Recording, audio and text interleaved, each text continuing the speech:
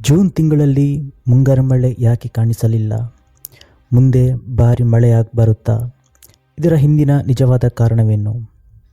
ನಮಸ್ಕಾರ ಸ್ನೇಹಿತರೆ. ಸಾಮಾನ್ಯವಾಗಿ ಭಾರತದಲ್ಲಿ ಜೂನ್ ತಿಂಗಳು ಎಂದರೆ ಮುಂಗಾರು ಮಳೆಯ ಆರಂಭ. ರೈತರು ಬಿತ್ತನೆ ಆರಂಭಿಸುತ್ತಾರೆ.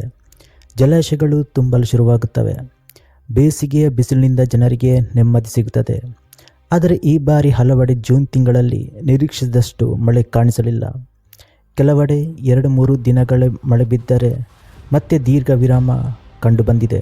ಇನ್ನು ಕೆಲವೆಡೆ ಸಾಮಾನ್ಯಕ್ಕಿಂತ ಬಹಳ ಕಡಿಮೆ ಮಳೆಯಾಗಿದೆ. ಹಾಗಾದರೆ ಪ್ರಶ್ನೆ ಏನೆಂದರೆ, ಜೂನ್ ತಿಂಗಳಲ್ಲಿ ಮುಂಗಾರು ಮಳೆ ಯಾಕೆ ದುರ್ಬಲವಾಯಿತು? ಇದು ಹವಾಮಾನ ಬದಲಾವಣೆ ಪರಿಣಾಮವೇ ಅಥವಾ ಬೇರೆ ಕಾರಣಗಳಿವೆ? ಮತ್ತು ಮುಖ್ಯವಾಗಿ ಮುಂದಿನ ತಿಂಗಳುಗಳಲ್ಲಿ ಭಾರಿ ಮಳೆ ಬೀಳುವ ಸಾಧ್ಯತೆ ಇದೆಯಾ? ಬನ್ನಿ ಇದರ ಬಗ್ಗೆ ವಿವರವಾಗಿ ತಿಳಿದುಕೊಳ್ಳೋಣ. ಮುಂಗಾರು ಮಳೆ ಹೇಗೆ ಬರುತ್ತದೆ?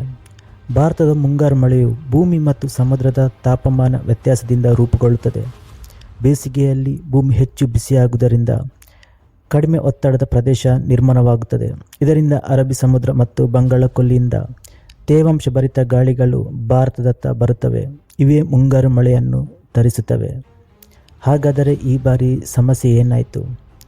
ಹವಾಮಾನ ತಜ್ಞರ ಪ್ರಕಾರ ಒಂದೇ ಒಂದು ಕಾರಣವಲ್ಲ, ಹಲವು ಕಾರಣಗಳು ಒಟ್ಟಿಗೆ ಪರಿಣಾಮ ಬೀರಿವೆ. ಇನ್ನು ಮೊದಲನೇ ಕಾರಣ ಮುಂಗಾರು ವಿರಾಮ. ಕೆಲವೊಮ್ಮೆ ಮುಂಗಾರು ಭಾರತ ಪ್ರವೇಶಿಸಿದ ನಂತರ ಕೆಲವು ದಿನಗಳ ಕಾಲ ಅದರ ಚಟುವಟಿಕೆ ದುರ್ಬಲವಾಗುತ್ತದೆ. ಇದನ್ನು ಮಾನ್ಸೂನ್ ಬ್ರೇಕ್ ಎಂದು ಕರೆಯುತ್ತಾರೆ. ಈ ಅವಧಿಯಲ್ಲಿ ಹೆಚ್ಚಿನ ಪ್ರದೇಶಗಳಲ್ಲಿ ಮಳೆಯ ಪ್ರಮಾಣ ಕಡಿಮೆ ಆಗುತ್ತದೆ. ಇನ್ನು ಎರಡನೆಯದು ಕಡಿಮೆ ಒತ್ತಡದ ಪ್ರದೇಶಗಳ ಕೊರತೆ. ಬಂಗಾಳಕೊಲ್ಲಿಯಲ್ಲಿ ಆಗಾಗ ಕಡಿಮೆ ಒತ್ತಡದ ಪ್ರದೇಶಗಳು ಮತ್ತು ಚಂಡಮಾರುತದಂತಹ ವ್ಯವಸ್ಥೆಗಳು ನಿರ್ಮಾಣವಾದಾಗ ಅವು ದೇಶದ ಒಳಭಾಗಕ್ಕೆ ತೇವಾಂಶವನ್ನು ತರುತ್ತವೆ.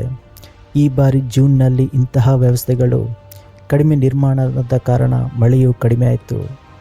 ಇನ್ನು ಮೂರನೇ ಕಾರಣ ಜೆಟ್ ಸ್ಟ್ರೀಮ್ ಮತ್ತು ಗಾಳಿಯ ದಿಕ್ಕಿನ ಬದಲಾವಣೆ. ಮೇಲ್ಮಟ್ಟದ ವಾತಾವರಣದಲ್ಲಿನ ಗಾಳಿಯ ಹರಿವು ಬದಲಾದಾಗ ಮೋಡಗಳು ನಿರೀಕ್ಷಿತ ರೀತಿಯಲ್ಲಿ ಬೆಳೆಯುವುದಿಲ್ಲ. ಇದರಿಂದ ಹಲವೆಡೆ ಮಳೆಯ ಕೊರತೆ ಉಂಟಾಗುತ್ತದೆ. ಇನ್ನು ನಾಲ್ಕನೆಯದು ಜಾಗತಿಕ ತಾಪಮಾನ ಏರಿಕೆಯಿಂದ ಮಳೆಯ ಮಾದರಿ ಬದಲಾಗುತ್ತದೆ.